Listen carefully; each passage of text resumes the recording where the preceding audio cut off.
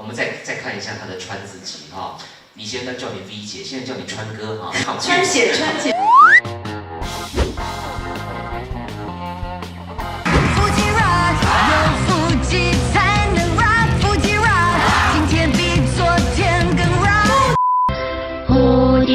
蝴蝶，闪闪真美丽，头戴着金。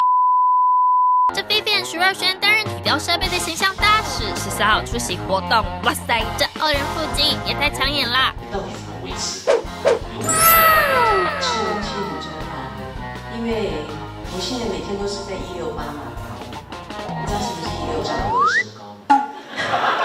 你好像不到哎，是骗我吗？因为平常我自己其实都有健身的习惯，对，我1个礼拜跑步6天，然后有3天是重训，我自己做都很难有川字线。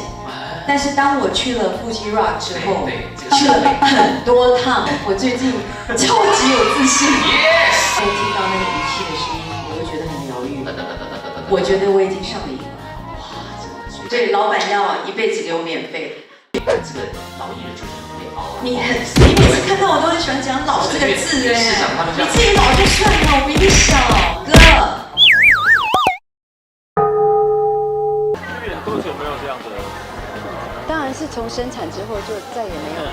12月到 Chinese New Year， 真的吃很多，就整个大放松，回新加坡大放松，胖太多了，所以我这次回来1个多月了，瘦了6公斤，所以大家可以叫我川姐，不用叫我 V 姐了。所以川姐现在体重大概多少可以透露？这么隐秘，谁呀？我跟你讲，有时候你减脂了，但是你的肌肉长出来，所以你的体重看起来没变，可是你整个腰啊、腰身都是很瘦下来。那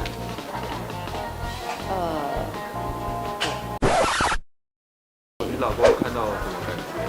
我老公他自己也有腹肌，对，所以呢，有比你明显吗？他会一直刺激我，他会一直搬给我看，然后我就是要一直跟他拼了。